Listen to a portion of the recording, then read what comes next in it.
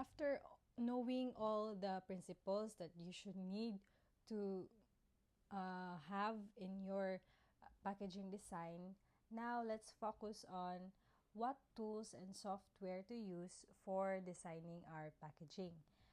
This integration of specialized tools and software is essential in the dynamic field of packaging design. Significantly, it enhances the creativity, efficiency, and the precision of our design. These tools empower designers to conceptualize, visualize, and develop packaging solutions that balances the aesthetic appeal with its functional requirements, with a touch of functional requirements. They also facilitate rapid prototyping and streamline collaboration, ensuring seamless communication between the designers, manufacturers, and the customers. The advancement of this technology, such as computer-aided design, also known as CAD, and machine vision technologies, have further revolutionized the field, providing unparalleled accuracy and convenience. These innovations enable the designers to efficiently create packaging solutions that align with market demands while maintaining high standards of precision and quality. Although it is very much for an architect na tools and softwares or for mga engineerings, I hope we can learn the basics by scanning or searching sa mga YouTube tutorials and TikTok na short video tutorials about ani na mga tools and softwares na atong i-discuss later on. The learning outcomes for this lesson is to apply these graphic design tools, 3D modeling techniques, and prototyping methods to create a professional and realistic packaging designs. Graphic design tools are very common for a graphic designers and for artists or a web artist. These are tools used to create visual elements such as logos, text, patterns, and illustrations that appear on packaging. Naapoy pinakalibre na tools na atong pwede gamiton, which is ang MS Paint. Daghan og mga illustrators or artists na nagagamit ang MS Paint. Less subscription na kay na mag-uban mga tools such as kanina itong i-discuss karon, naa sila mga payment terms para magamit ang ilahang mga tools na mahalon and nindot para sa imuhang pag-design. So, without further ado, here are some graphic design tools to utilize. First graphic design tools is the Adobe or the Adobe Illustrator and so on. It is a professional grade vector graphic editor that is commonly used to create scalable logos, icons, and packaging designs. It has a automatic na mga shapes and layouts, shapes and tools, for example, mga measurements para sa imuhang product or sa imong packaging design. Many businesses and freelancers, designers in the Philippines prefer Adobe Illustrator because of its precision and adaptability in creating complex and high-quality artwork. In this sense, this tool will allow the designers to generate precise and professional-grade packaging layouts adapted to the various print technology available locally, such as offset and digital printing. If ever gigamit ninyo ning Adobe Illustrator, then magprint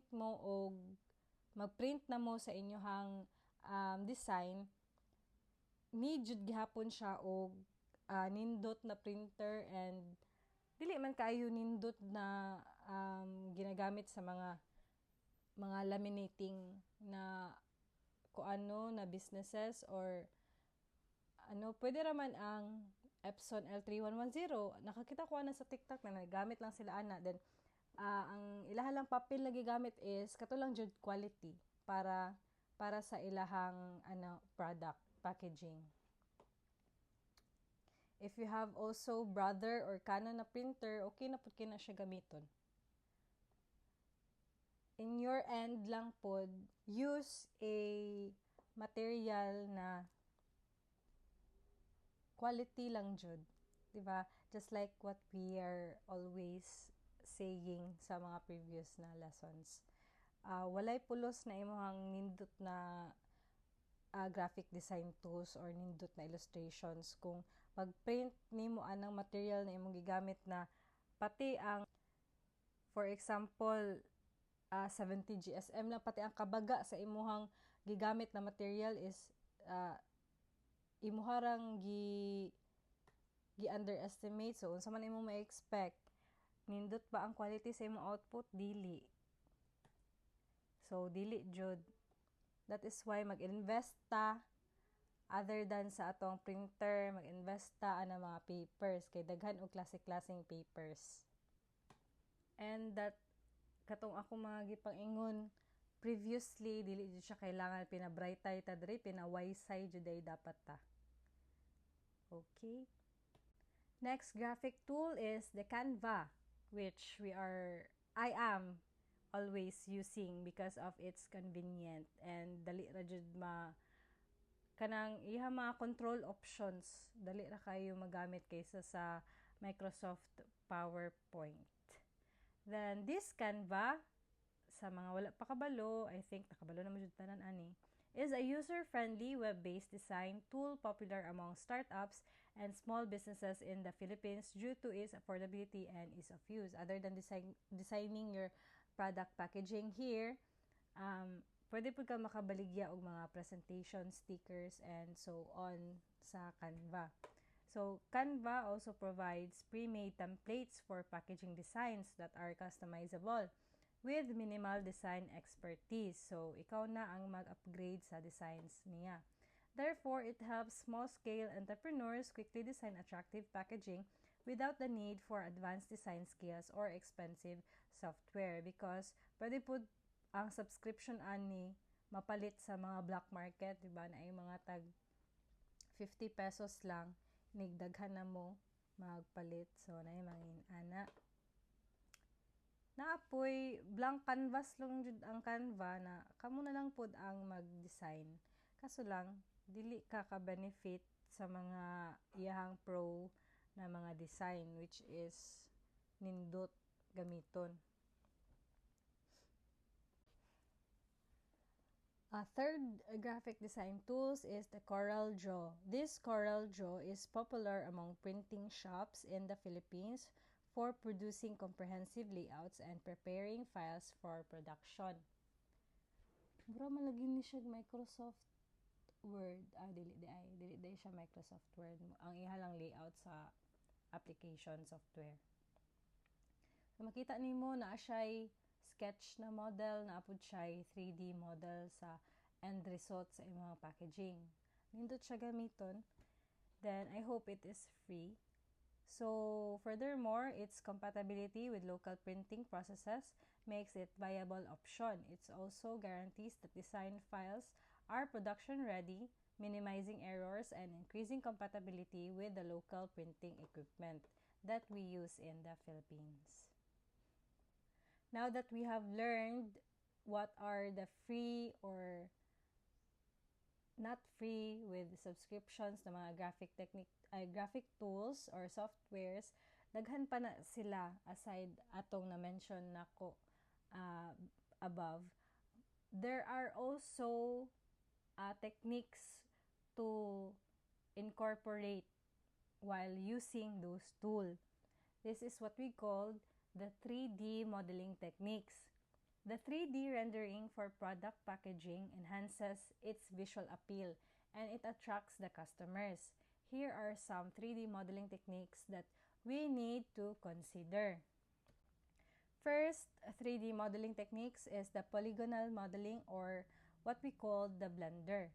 This is a free and open source tool and it is accessible to many Filipino designers and students.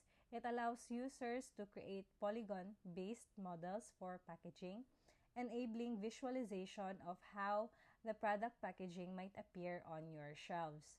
So this tool is affordable for small businesses or educational institutions to prototype their packaging ideas into a 3D model, especially when exploring cost-efficient packaging designs.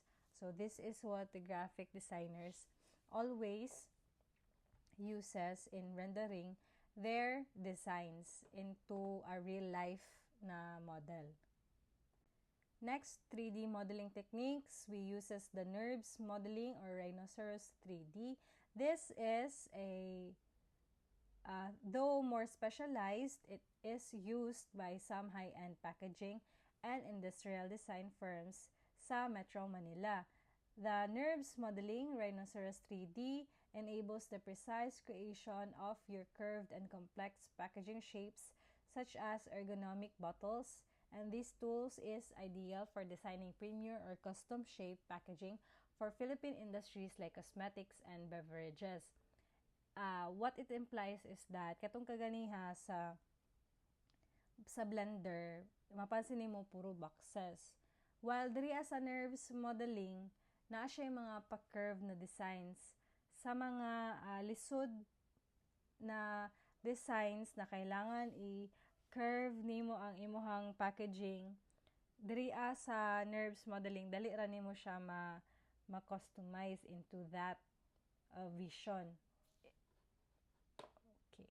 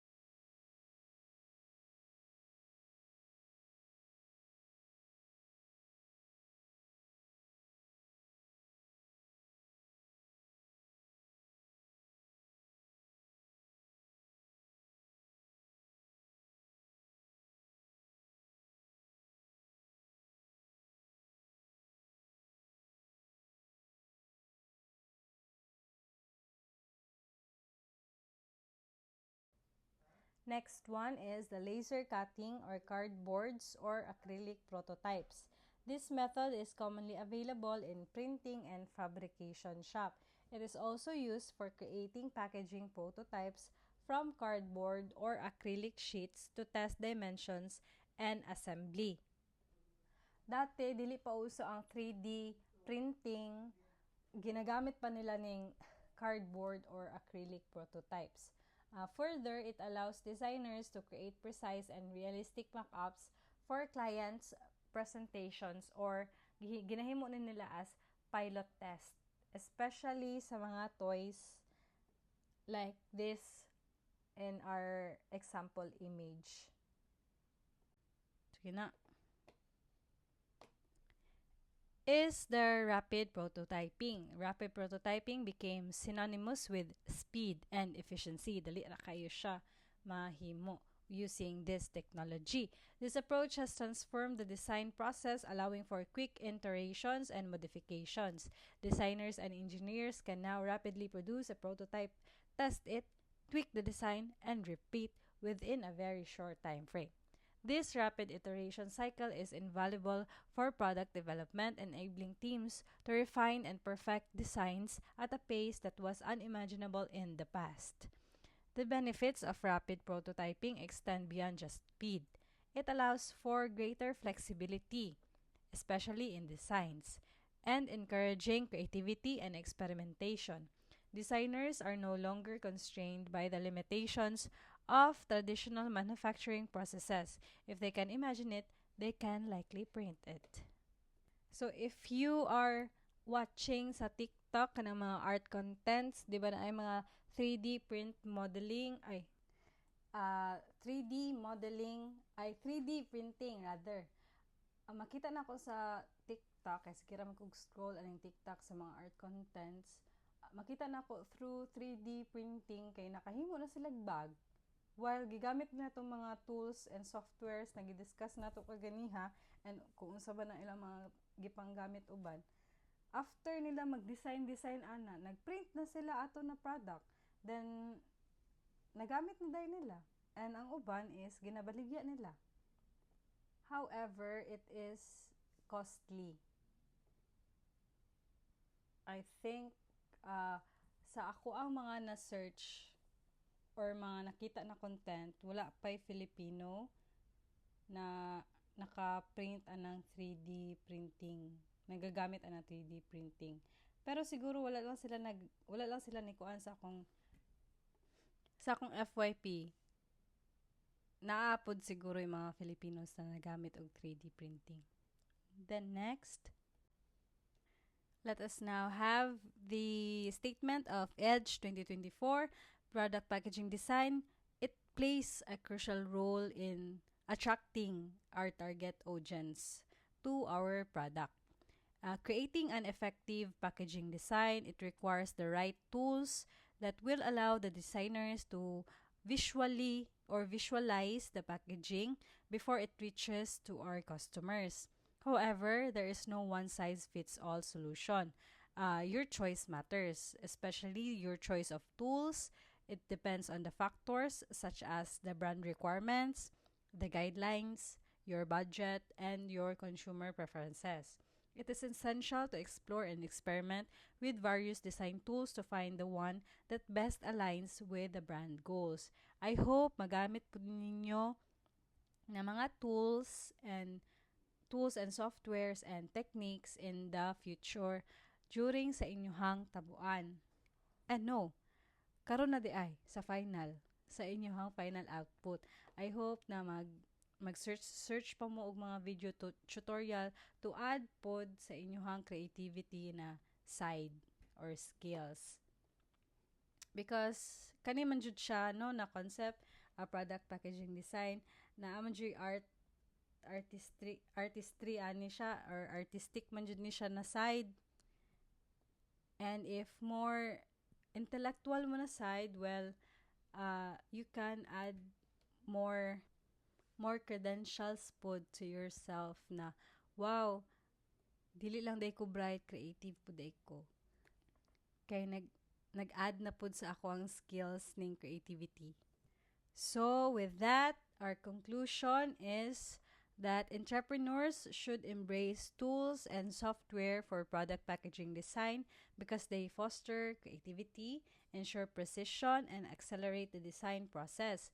These tools enable the creation of unique professional packaging tailored to a brand's identity, while facilitating low-cost prototyping, collaboration, and feedback.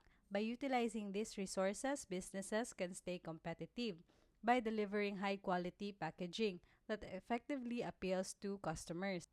Kung para po sa kaya na ko design nun ang ako ang product, ako na lang ang maghimo, di na lang ko mag salig sa other professional, kay basin dili ganit nila makuha ang akong idea jud naman siya nana na mga ah, graphic design nurse no na bisan unsa ni mo explain sa imuhang ideas dili jud nila makuha. So mo nang kasagaran mga mulambo jud na mga entrepreneurs is sila na lang jud ang mag-architect or mag-design sa ilahang products.